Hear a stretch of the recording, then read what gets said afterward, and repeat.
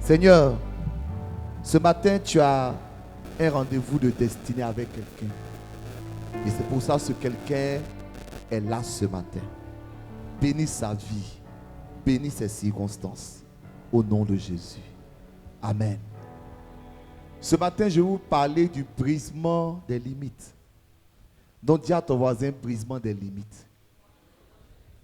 Vous savez, nous avons décomposé le mois, du moins l'année en différents mois, selon les chiffres de ces mois. Et le mois de juin dans lequel nous sommes, c'est bien ça, hein? C'est le 6e mois. 6, c'est le chiffre de l'homme. L'homme a des limites. Dis Amen. 7, c'est le chiffre de la perfection. Quand on dit 6, c'est le chiffre de l'homme. 6, c'est le chiffre qui prouve que l'homme ne peut rien faire de lui-même, qu'il est limité. La Bible dit que tous ont péché et sont privés de la gloire de Dieu. Le mot ici, privé de la gloire de Dieu, ça dit littéralement, ils n'ont pas atteint la gloire de Dieu. Ça dit même les meilleurs. Si Dieu demandait 7, ils ont eu 6. Dis Amen. Il n'y a pas quelqu'un qui a atteint de lui-même le niveau que Dieu demande. Donc, nous sommes limités. Mais c'est parce que nous sommes en Dieu que ces limites peuvent être brisées. Quelqu'un va me dire Amen. Je vais vous parler de quelqu'un ce matin qui a brisé les limites. Ou encore qui a vu ses limites brisées parce qu'il a mis sa confiance en Dieu. Et cet homme s'appelle Jabez. Et son histoire se trouve dans 1 Chronique, chapitre 9, les versets 9 et les versets 10. Si tu as ta Bible, je voudrais que tu la prennes avec moi. 1 Chronique, au chapitre 4, pardon, excusez-moi. 1 Chronique, je corrige. J'ai dit bien 1 Chronique, chapitre 4, pardon, versets 9 et 10. 1 Chronique 4, 9 et 10. Est-ce que je peux faire la lecture? Jabez était plus considéré que ses frères. Sa mère lui donna le nom de Jabez en disant, c'est parce que je l'ai enfanté dans la douleur. Parce que pour comprendre le verset, il faut comprendre que le mot Jabez même, ça veut dire douleur. Donc, Jabez était plus considéré que ses frères. Sa mère lui donna le nom de Jabez en disant, c'est parce que je l'ai enfanté avec douleur. Jabez invoqua le Dieu d'Israël en disant, si tu me bénis et que tu étendes mes limites, si ta main est sur moi et si tu me préserves du malheur, en sorte que je ne sois pas dans la souffrance, il y a un point d'exclamation et puis il y a point. Ça veut dire qu'en fait, la prière ne s'arrête pas là. Mais la Bible a voulu nous rapporter cette partie. Donc, point, et Dieu accorda ce qu'il avait demandé. Dis Amen. Dis bien Amen. Ce texte-là est intéressant parce qu'il commence par la fin pour arriver au début. Parce que le premier verset dit, Jabez était plus considéré que ses frères. Donc, quand tu lis ça, tu peux penser que peut-être Jabez est né dans la richesse. Peut-être qu'il est né dans l'élévation. Mais la Bible va nous expliquer comment cet homme-là est devenu plus considéré que ses frères. Je veux dire à quelqu'un que ce que tu es actuellement n'est pas important, c'est ce que tu vas devenir qu'il est. C'est pour ça que Dieu raconte l'histoire en allant en arrière. En d'autres temps, quand tu vois quelqu'un qui est devenu quelque chose, ne te presse pas pour porter un jugement. Fais le film en arrière. Alléluia. Parce que quand tu as le film en arrière, tu vas t'apercevoir que peut-être cet homme-là a invoqué le Dieu d'Israël. Cet homme a cherché Dieu, cette femme a cherché Dieu. Notre frère a donné son témoignage. Donc quelqu'un va dire, mais comment il a fait pour entrer dans Prosuma? Tu peux voir simplement l'apocalypse de quelqu'un, mais cherche à savoir quelle est sa genèse. Car si tu ne connais pas sa genèse, tu ne peux pas comprendre son apocalypse.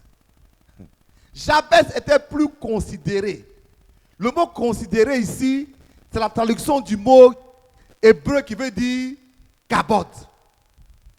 Ça veut dire qu'il avait plus de poids que ses frères. Il avait plus d'influence que ses frères. Alléluia, je crois que quelqu'un reçoit la cabote de Dieu. Ça veut dire quoi? Prenons les exemples. Ça veut dire qu'il y avait réunion. Si Jabez ne vient pas, réunion ne commence pas. Mais ce n'est pas ça. Il avait plus de poids que ses frères. Donc si Jabez ne vient pas, réunion ne commence pas. Quand Jabez arrive, on dit, ah, les gens sont là, commençons. Même s'ils sont deux, hein, c'est lui le troisième. On dit, les gens sont là, on peut commencer. Et puis quand il prend une décision que Jabez, là, quand tu viens après, on dit, mais on dit, les gens étaient là, on a pris la décision, tu étais où ça? Les gens étaient là. Quand on dit les gens étaient là, on parle de lui. Que Dieu te donne d'être cet homme ou cette femme-là. J'entends pas bien toi, amen, me fatigue. Il dit que Dieu te donne d'être cet homme ou cette femme-là. À qui Dieu donne du poids. Du poids dans sa famille. Du poids dans son foyer. Du poids dans ses circonstances. Du poids dans son travail. Quand Dieu veut t'élever, il n'y a pas d'environnement. Au travail, il peut arriver que pour prendre une décision, c'est toi en appel. Parce que Dieu t'a rendu plus considéré. Mais pourtant, l'histoire de Jabez n'a pas commencé comme ça. Oh. Si Jabez prie en demandant à Dieu, Seigneur, étends mes limites, c'est que Jabez avait plusieurs limites. Beaucoup de limites. En fait, j'en vois 3 au moins. Et ces 3 limites-là, nous pouvons en souffrir.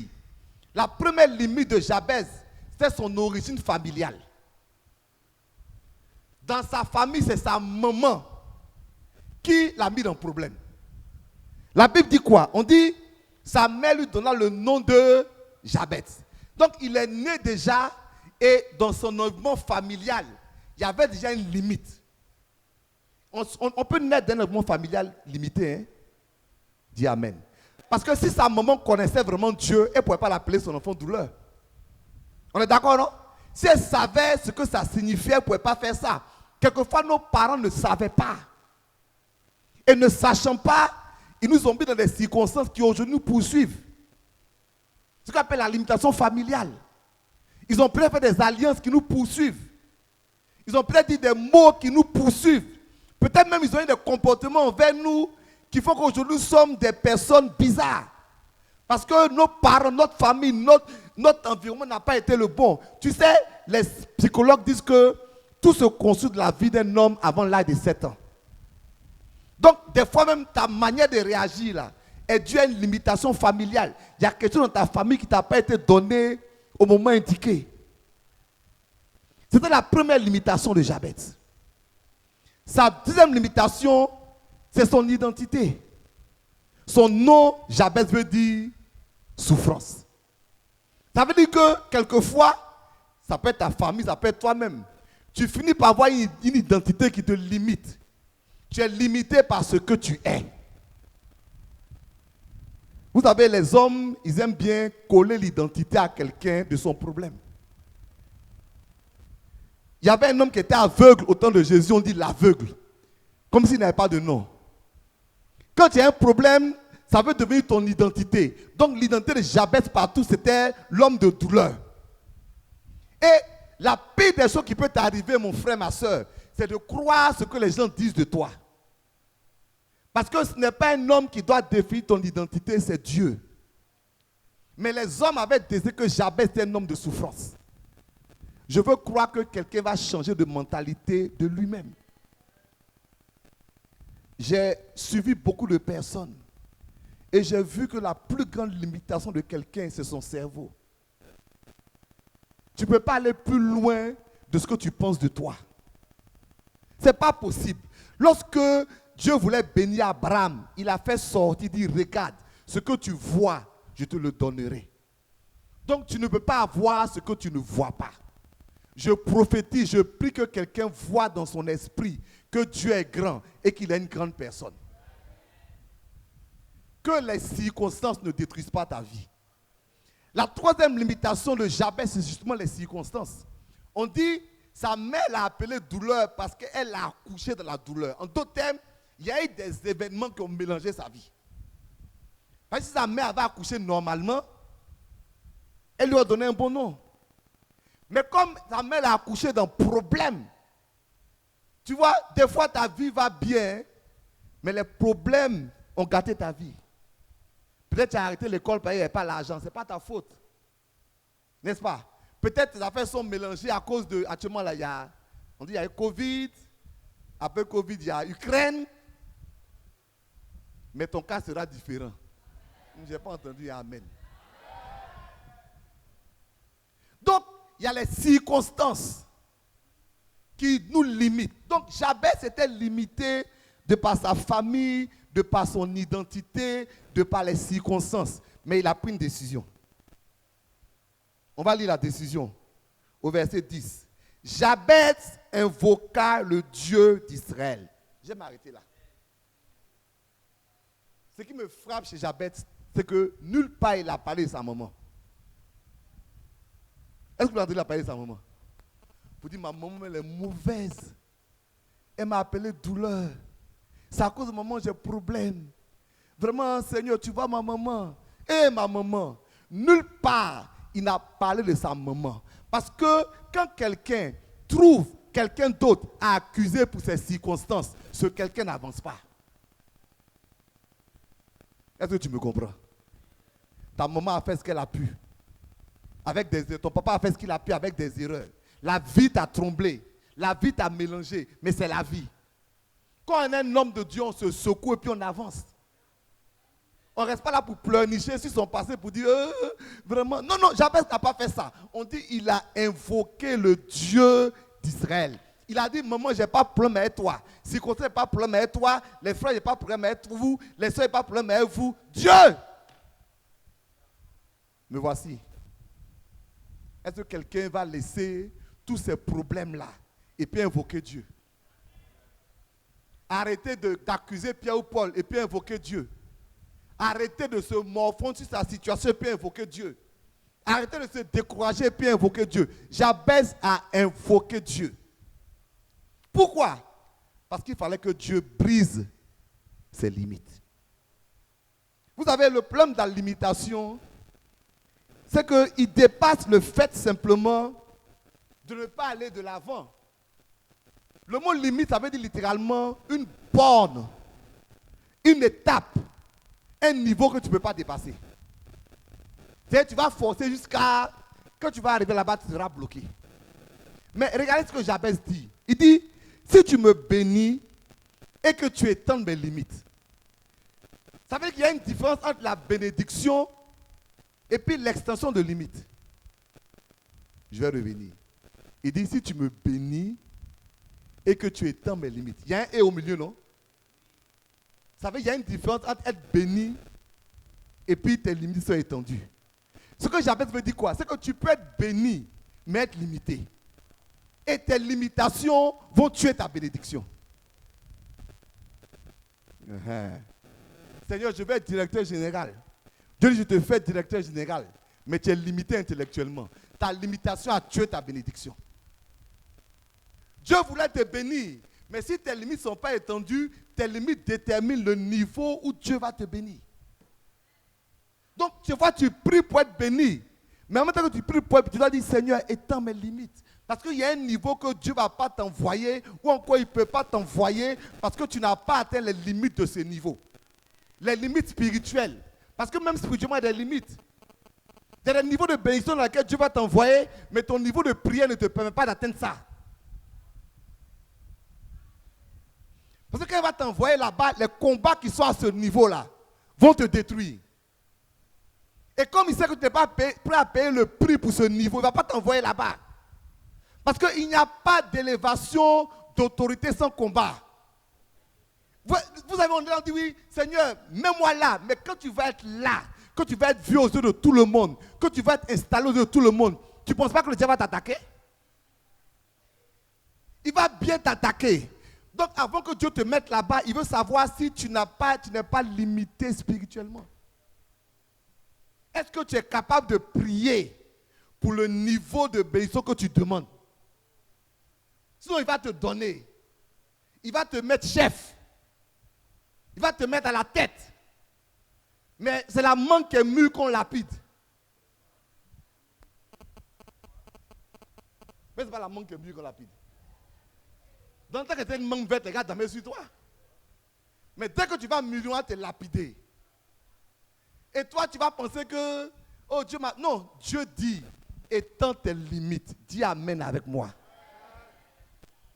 Et c'est pour ça, Jabez dit, si tu me bénis, certes, mais il faut que tu étendes mes limites. Car si je suis limité, la bénédiction ne va pas marcher dans ma vie. Je veux que mes limites soient étendues pour que ma bénédiction soit étendue. Je prophétise que les limites de quelqu'un soient étendues ce matin. Je proclame que tes limites soient étendues ce matin. Les limites sont nombreuses. Hein?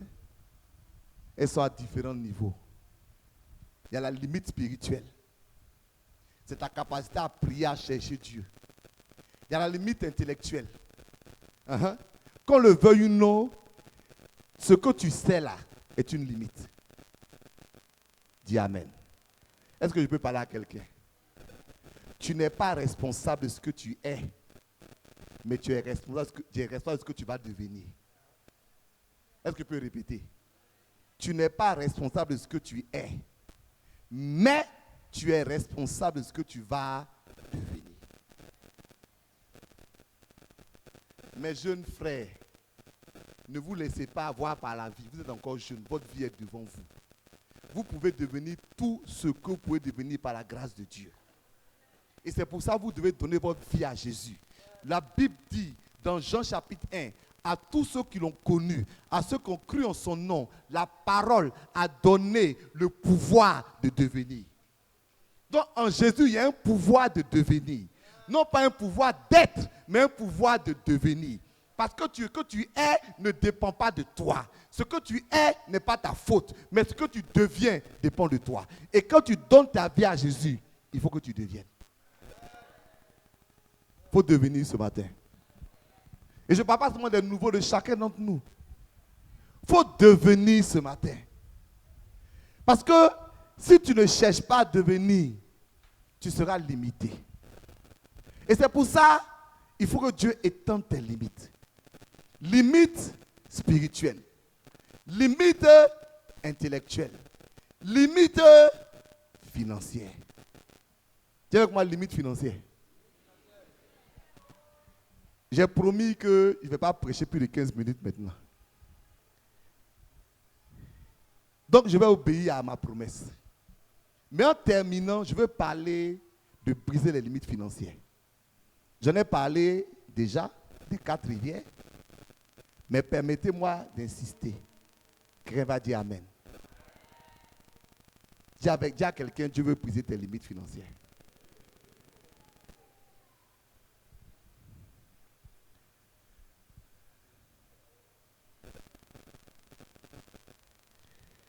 Quelqu'un me dira, en quoi est-ce que l'argent est une limite? En quoi est-ce que l'argent est une limite? L'argent est une limite parce qu'il y a des choses que tu veux faire, que Dieu fait dans ta vie, qui ne pourra pas faire parce qu'il n'y a pas l'argent. Mais ce n'est pas ça. C'est parce qu'il n'y a pas l'argent. L'argent est une limite. Et il faut que chaque chrétien soit attentif à ce que cette limite soit brisée. Je causais avec un pasteur, un ami, on parlait de l'onction et de l'argent. Et il disait, l'argent, c'est le pied de l'onction. Il dit, mais pourquoi? Il dit, parce que si tu n'as pas l'argent, ton onction va rester dans ton village. C'est vraiment faux. Tu ne pourras pas envoyer ça quelque part. Ton onction va être connue dans ton village. Et lui, il est puissant, c'est dans ton village. Mais quand tu vas vouloir venir pour te déplacer, il va falloir l'argent. Que tu as fait des problèmes, il va falloir l'argent. Que Dieu brise dans la vie de quelqu'un. Oh, je n'ai pas entendu Amen. Il dit que Dieu brise toute limitation financière de la vie de quelqu'un. Que Dieu brise toute limitation financière de la vie de quelqu'un. Et que, comme la Bible dit, l'argent répond à tout. Que la pauvreté quitte les vies. Dis Amen.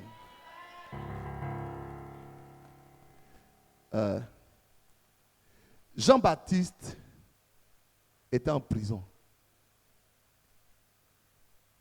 Parce qu'il s'est mêlé d'une affaire qui ne le regarde pas. Ça, c'est un autre débat. Et étant en prison, il a entendu que Jésus faisait beaucoup de miracles. Donc il a envoyé, un de ses envoyés, demander à Jésus, c'était Jésus, bien si un autre devait venir.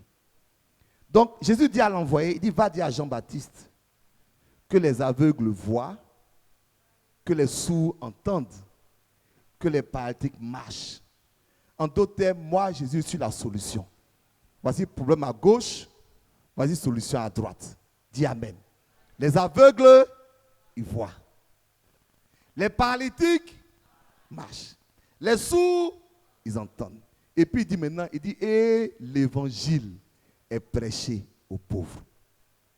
Il faut réfléchir. Quelle est la solution de la pauvreté? C'est l'évangile. Donc, normalement, la parole de Dieu doit te faire sortir de la pauvreté. Je n'ai pas entendu toi, amen. J'ai dit, la parole de Dieu doit te faire sortir de la pauvreté.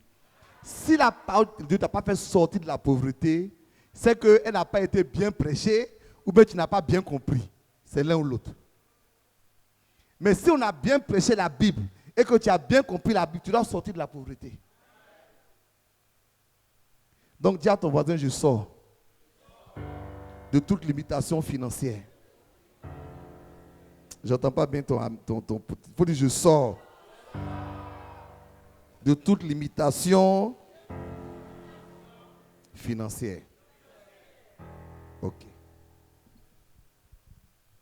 Je vais terminer en parlant des 4 rivières. Et puis tout à l'heure, je vais prier pour tous ceux qui veulent sortir de la limitation financière. Parce qu'on va faire par section. La limitation, elle peut être financière, elle peut être intellectuelle, amen, elle peut être spirituelle, elle peut même être comportementale. Oui. Il y a des gens que Dieu veut bien bénir, mais leur comportement les fatigue. Donc vraiment, ça fatigue Dieu aussi. Dieu t'ouvre une porte, tu arrives là-bas, tu vas mélanger tout. Après, tu dis non, Dieu n'a pas bien ouvert. Non, Dieu a bien ouvert la porte. C'est ton caractère qui a fermé. C'est vraiment de faux. Donc que Dieu nous libère de toute limitation. Parce que la limitation bloque la bénédiction. C'est-à-dire, c'est ça qui fait qu'à un certain niveau, Dieu ne peut pas avancer plus que ça. Il a bien envie, mais il te regarde. Il dit, lui, il a vraiment son caractère. Hein? Je ne vais pas l'envoyer ici. J'espère que je ne parle pas de toi ou je parle de quelqu'un qui n'est pas venu à l'église aujourd'hui. Hein? Il n'est pas venu aujourd'hui. Il est resté à la maison. Mais quand vous arrivez à la maison, dites-lui, il n'a qu'à changer un peu. C'est à cause de comment il est resté à la maison. Donc, arrivez à la maison, dites-lui, hein, Bishop dit, il faut changer. Que ton caractère te limite. Qu'il y a des choses que Dieu fait dans ta vie, mais il n'arrive pas à le faire. Parce que ton caractère te limite. C'est pourquoi Jabez dit, bénis-moi, mais étant mes limites. Parce que tu vas me bénir, mais si je suis limité, ça ne va pas aller quelque part. Je prie pour que toute limitation financière soit brisée. Dis Amen. Dans le livre de Genèse, la Bible nous dit que de Éden sortaient 4 rivières qui venaient abreuver le jardin. Dis Amen. Donc, 4 rivières, c'est 4 sources. 4 rivières, c'est 4 bénédictions. Quand Dieu veut briser l'alimentation financière dans ta vie, il y a 4 moyens qu'il te donne pour que tu sortes de la pauvreté. Pour que tu sortes du besoin. Et chaque rivière est une grâce que tu peux recevoir. Et moi, je crois que tu vas recevoir les 4 grâces. Quelqu'un va me dire Amen. La première rivière s'appelait Pichon. Amen. Pichon, ça veut dire en hébreu se développer, s'étendre. Écoute-moi bien. Le premier moyen que Dieu va utiliser pour que tu sortes de la pauvreté, c'est qu'il faut t'étendre. Bon, lève-toi, fais comme ça, il faut t'étendre. Il faut t'étendre. Il faut t'étendre. Regarde, j'ai dit que la limitation bloque la bénédiction. Il faut t'étendre. C'est-à-dire, qu'est-ce que j'entends par t'étendre? C'est ta capacité à développer de nouvelles compétences. Dis Amen. À apprendre de nouvelles choses. À ne pas être bloqué où tu es. Il faut t'étendre. Parce que si tu n'apprends pas à t'étendre, tu vas être limité financièrement. Regarde quelque chose. Hein. Je dis aux gens que quand Dieu te bénit, aie toujours un projet de développement. Un projet que tu vas faire dans 3 ou 4 ans, mais pour lequel tu te prépares déjà aujourd'hui. Je n'ai pas entendu ton amen. Moi, je crois en ce que je prêche. Alléluia. Je crois en ce que je prêche. J'ai demandé à Dieu, Dieu m'a dit, il va me bénir dans le domaine de la construction de l'immobilier. Quand Dieu m'a dit ça, j'ai compris qu'il fallait que j'étende mes limites. Mais ce n'est pas ça. Car si je n'étendais pas mes limites, j'allais être béni. Certes, mes limites allaient me bloquer. Parce que j'allais partir sur un projet, quand on me parle des choses, je ne comprends rien. Ne cherche jamais à percer dans un domaine où tu ne comprends rien. Si tu ne comprends rien, tu ne vas pas percer. Si Dieu t'a dit tu vas réussir dans couture, maîtrise la couture. Bien-aimé, ne fais pas ce que tout le monde fait, à savoir, parce que tout le monde fait cabine, il fait cabine. Ce que tu fais parce que tout le monde fait ne réussira jamais. C'est ce que tu fais alors que tu t'es étendu qui va réussir. Moi, je me suis commencé à m'étendre. Je me suis étendu dans beaucoup de domaines. Hein. Mais le domaine où je me suis étendu actuellement, là, c'est la construction. J'ai commencé à m'étendre. Ce mois-là, je dois faire mon quoi? C'est mon projet. Non, ici à la maison, je travaille comme un enfant. Que Dieu soit béni. Mais je suis content. C'est vrai, ça me prend du temps, mais je suis content. Parce que je m'étends. Quand je vois un bâtiment maintenant, je ne regarde plus le bâtiment de la même manière. Après, le bâtiment, on dit c'est joli. Maintenant, ce n'est pas c'est joli.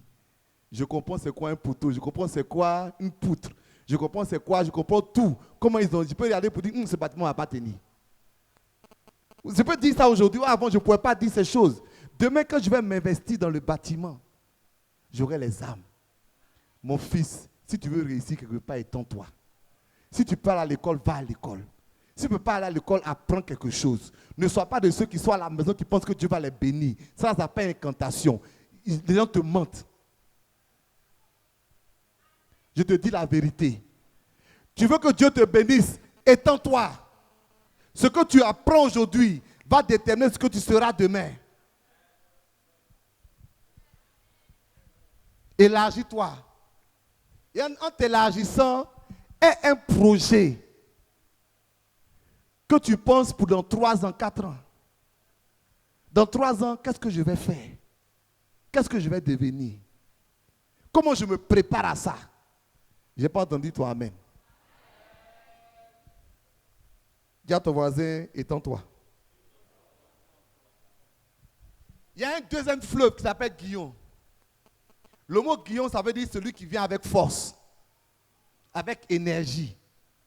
Donc, le deuxième secret pour briser la puissance de limitation financière, c'est quoi? C'est l'effort.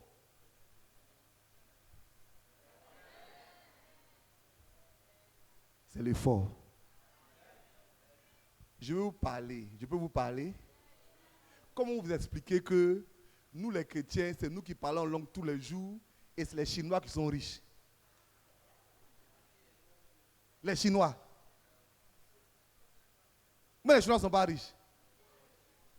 Je fouille, ventilateur, ça vient de Chine. Peut-être chaussures que tu portes, ça vient de Chine.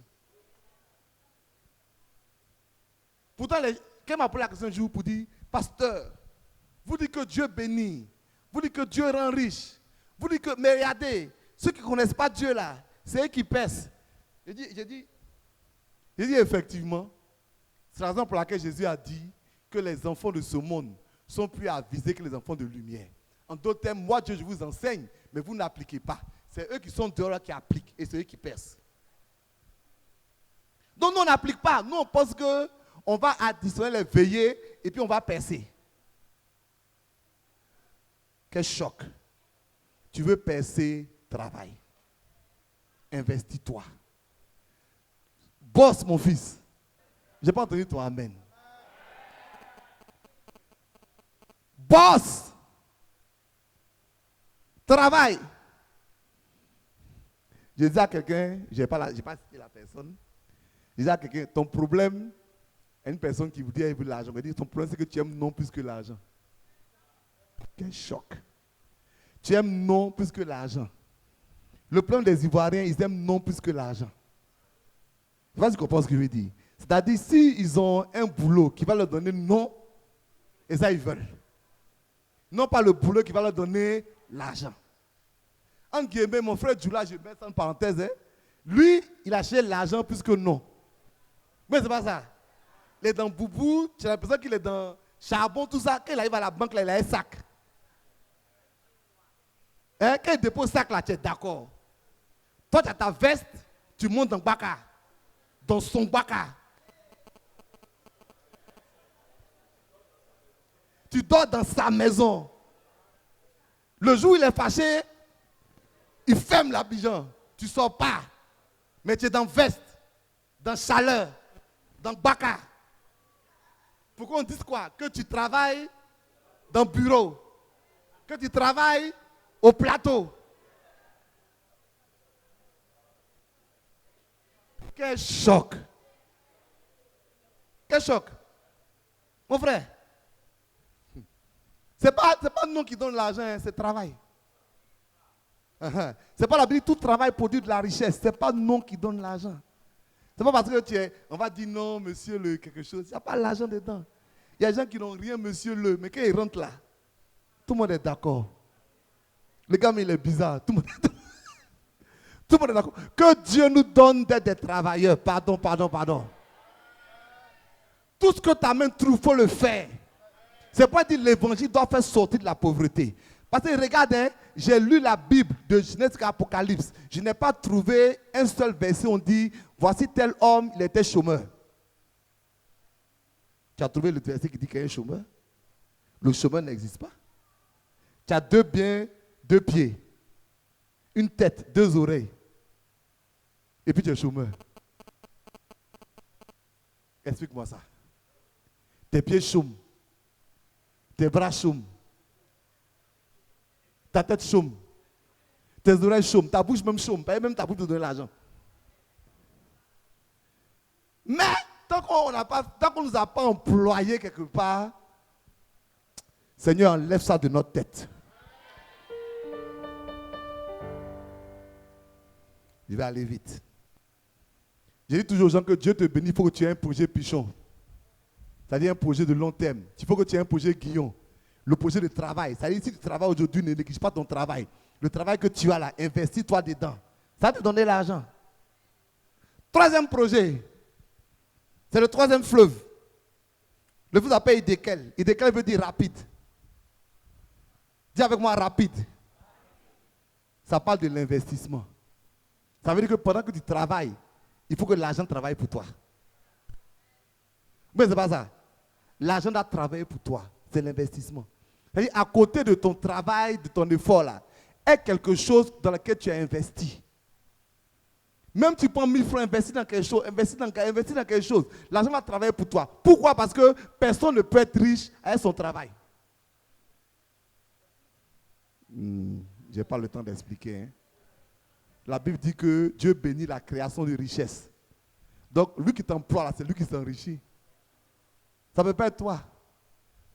C'est vrai, mais c'est faux. Ça ne peut pas être toi, c'est lui qui s'enrichit. Donc, ton travail, tu t'assois dessus. Et puis maintenant, tu as ton projet. Rapide. Idéal. La 4e chose. Est-ce que on s'est compris? Principe numéro 1. Il faut te développer. Principe 2. Il faut travailler. Principe 3. Il faut investir. Amen. Principe 4. C'est le dernier fleuve, ça s'appelle le Frat. Le Frat, ça veut dire littéralement l'eau sucrée. Donc, principe 4. Développe toujours quelque chose que tu aimes.